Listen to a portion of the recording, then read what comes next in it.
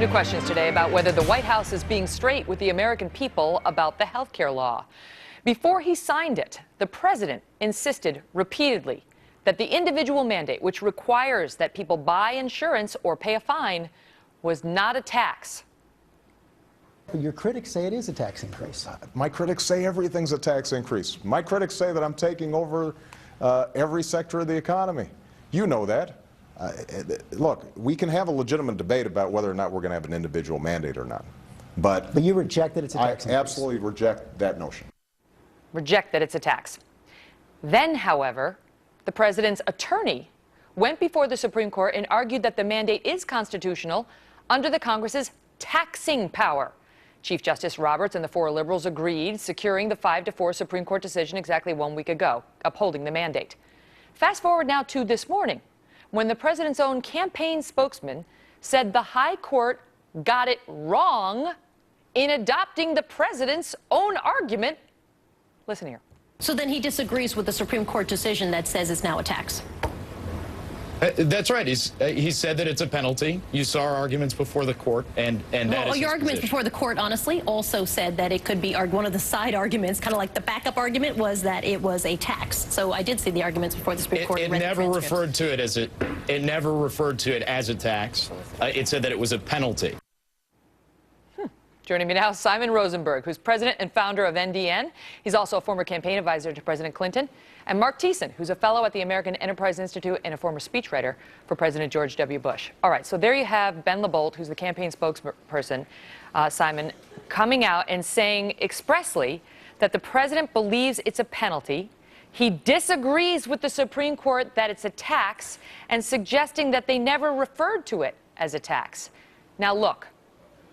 I want to show you what the president's lawyer argued to the U.S. Supreme Court. It's not like Chief Justice Roberts pulled this out of his ear. This is the president's lawyer in front of the Supreme Court. Okay, ready? Follow me on this.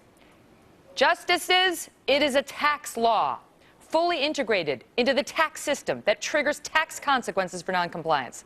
The law imposes a tax liability and tax penalties on non-exempted individuals. The penalty operates to increase the taxpayer's total tax liability and is valid not only as a tax in its own right, but also as an adjunct to the income tax. Simon, this is the president, through his lawyer, telling the Supreme Court it is valid as a tax. So are they being straight with the American people and now sending Ben LaBolt, among others, to come out and say it's not a tax? Well, let's look at what the architect of this strategy said about Mitt Romney. Before you go to Romney, let's stay on President Obama. We'll get to Mitt Romney. I'm going to. But answer my question. Mitt Romney called it a tax penalty. Mitt Romney has called it a tax penalty. Mitt Romney was not the architect of Obamacare. He wasn't. He was the architect of Romney Care. Of the individual mandate. And let's so stay on point. We'll get to Romney in a minute. We're sticking with Barack Obama. Megan, I'm going to answer your question. The point is that it is a penalty under the tax authority. That's what the Supreme Court said, right, is that they can use it legally under taxing authority. And let's just be clear about what this does. Wait a minute. Because we've seen it implemented. Why can't I answer the question, Megan? Because you're not being direct either. Yes, they argued he had the power under the taxing clause, powers of the Constitution. But I just showed it to you. Then they went into the Supreme Court, Simon, and said it is valid as a tax in its own right. But can I explain how it works? Can I explain how it works and you decide? I'll let the viewers decide. I want you to respond to the words. The words that they gave to the Supreme Court. I think it's a penalty. I'm answering your question. I think it's a penalty and not a tax. All right, let me give it to you, Mark, because look, we'll help them again. Viewers can look at this for themselves, okay? Here's what bothers me about this, Mark, is you can argue that, it is one or it isn't one, and it's a good tax, and it's not a tax. But let's just be straight about it. You can't say to the American people one thing and then say something else to the Supreme Court and then come out and pretend you never said that to the Supreme Court. It's a matter of judicial record. You know, it's this law of the land. Look, I'm going to read you something from the Supreme Court's decision, because they actually explicitly rejected the argument that it was a penalty. They accepted the argument that you quoted from the Solicitor General, and then they said that the funds due are referred to as a penalty does not alter their essential character as taxes. They went on to say, if the concept of a penalty means anything, it means punishment for an unlawful act or admission, and since failure to have health insurance is not unlawful, therefore it is, quote, a tax on those who do not have health insurance, unquote. That is the decision of the Supreme Court upholding Obamacare. So the president can't have it both ways. He can't argue in the Supreme Court that it is a tax and then try and argue in the court of public opinion that it's not. If he doesn't believe it was a tax, then why did he authorize his Solicitor General to argue in front of the Supreme Court that it was? Because his lawyer went in and said it is valid as a tax. He didn't just say under the taxing power. He said it is valid as a tax. And then, the Supreme Court, the Chief Justice John Roberts, whose vote was critical, then asked him, well, then why didn't you just say it was a tax when you were passing it? In other words, why didn't you tell the American people it was a tax and listen to what the president's lawyers said as a justification? Sure. Why didn't Congress call it a tax then? Well, you're telling me they thought of it as a tax, they defended it on the tax power. Why didn't they say it was a tax? They might have thought, Your Honor, that calling it a penalty as they did would make it more effective in accomplishing its objectives, but it is in the Internal Revenue Code. It is collected by the IRS on April 15th. More effective in accomplishing its objective, which is to get it passed, to get the American people to approve it, Simon. Let's just be clear about what it does, right? In Massachusetts, where this has been implemented, it's affected 1% of all of the adults in the state. This is not some broad-based tax. No, but this is not some broad-based tax. This is not a sales tax. This is not an income tax.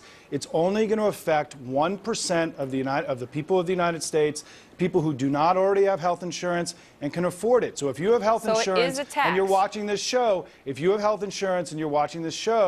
you don't have to worry about anything. If you have Medicare and you're watching the show, you don't have to worry about anything. It's going to affect a very small number of people. But now you're arguing whether it's a good tax, and that's fine. It may be. No, it may be. But the question is the language, and whether it is a tax or it isn't, and whether the president is being straight on this. In the state in which this was implemented, they called it a penalty. And Mitt Romney has called it a penalty the entire time that he was governor and when he was running for president up until a few days ago. Well, let's talk about that, Mark, because as a political matter, all right, so what the politicians are saying about it is one thing. Mitt Romney's been all over the board on this as well, all right? So his top campaign guy, Eric Fernstrom, comes out earlier and says, what we did in Massachusetts, well, that's a penalty. And then Mitt Romney came out today, and he said this. I said that I agreed with the dissent. And the dissent made it very clear that they felt it was unconstitutional. But the dissent lost. It's in the minority. And so now the Supreme Court has spoken. And while I agreed with the dissent, that's taken over by the fact that the majority of the court said it's a tax, and therefore it is a tax. So is he in a position now, given what happened in Massachusetts and given what Eric Fernstrom said, to come out and try to argue to the American public that it's a tax, not a penalty? Yeah.